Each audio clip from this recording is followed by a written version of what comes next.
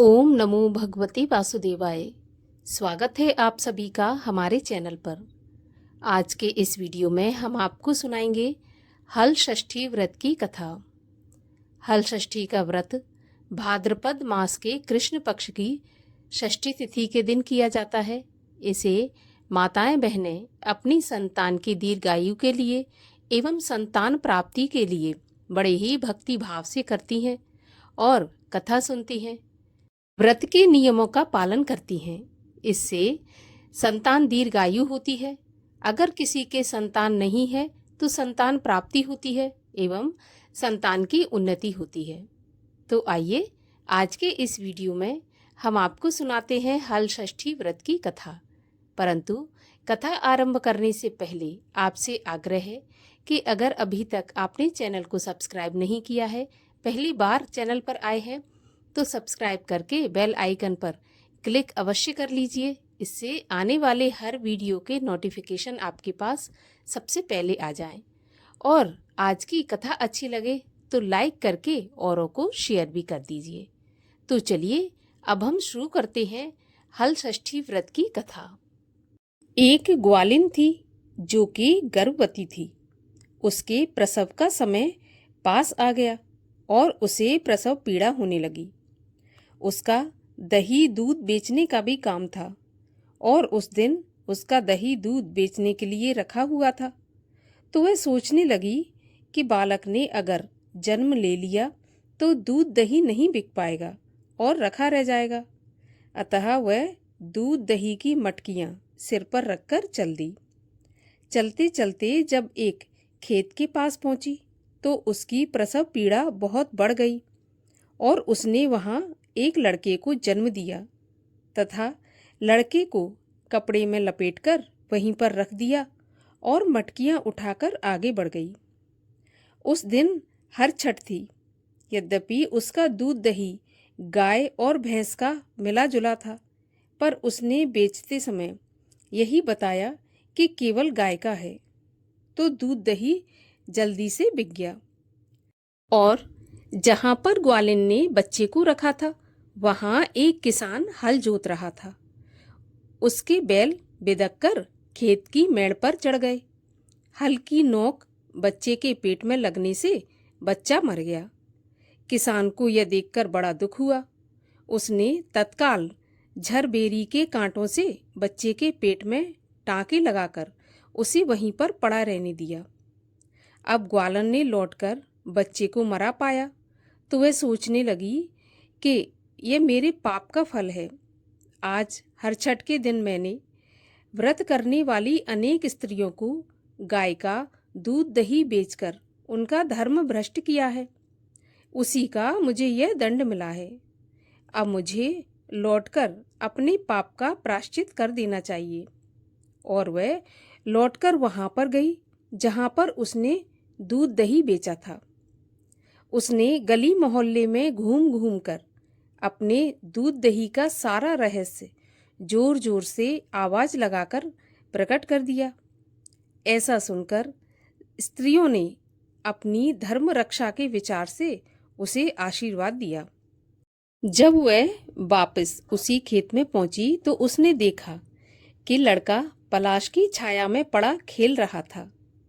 उसी दिन से ग्वालिन ने पाप छिपाने के लिए कभी झूठ न बोलने का प्रण किया। इस प्रकार छठ मैया की कृपा से उस ग्वालिन को दीर्घायु संतान की प्राप्ति हुई। बोलिए छठ माता की जय। और आइए एक और कथा सुनते हैं जो कि हर छठ के दिन अवश्य सुननी चाहिए। एक नगर में दो स्त्रियां रहती थीं। एक देवरानी और एक जेठानी थी। जेठानी का नाम था तारा और देवरानी का नाम था सलोनी। सलोनी तो सदाचारणी, सुशीला और दयालु थी और तारा बड़ी ही दुष्टा थी। एक बार दोनों ने हर छठ का व्रत किया।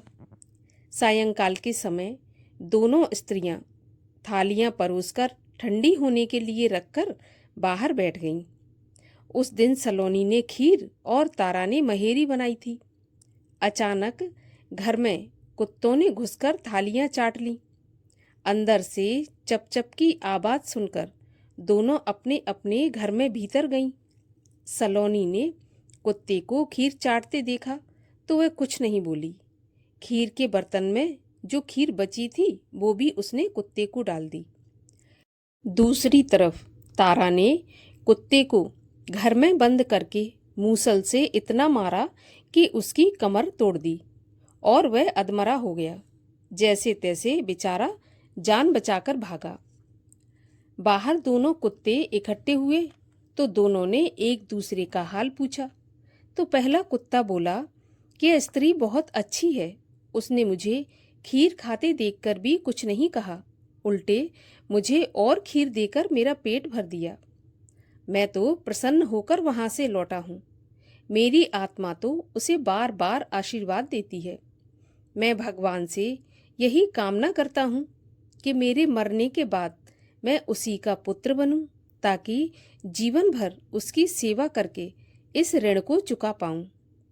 जिस प्रकार उसने मेरी आत्मा को तृप्त किया है, उसी प्रकार मैं अगले जन्म में उसकी आत्मा को प्रसन्न करता रहूं। तब दूसरा कुत्ता बोला कि मेरी तो ऐसी दुर्गति कभी नहीं हुई। पहले तो थाली में मुंह डालते ही दांत खट्टे हो गए और फिर भी भूख से परेशान होकर मैंने 2-4 कौर खाए ही थे कि वह आ गई। उसने तो मार मार कर मेरी कमर तोड़ डाली। मैं तो ईश्वर से यही निवेदन करता हूँ कि अगले जन्म में उसका पुत्र बनकर उससे पूरा पूरा बदला चुकाऊं। मैं भीतरी मार से उसका हृदय और कमर दोनों तोड़ना चाहता हूँ। दैवयोग से दूसरा कुत्ता मर गया और उसी स्त्री का पुत्र होकर जन्मा। दूसरे वर्ष जब घर घर हर छठ की पूजा हो रही थी, तब वह लड़का मर गया तो तारा को बहुत दुख हुआ, पर हो क्या सकता था। भविष्य में प्रतिवर्ष उसके लड़का होता और हर छठ के दिन मर जाता। तो तारा को संदेह हो गया। एक रात सपने में उसी कुत्ते ने आकर कहा कि मैं ही हूँ जो बार बार तेरा पुत्र होकर मृत्यु को प्राप्त हो जाता हूँ।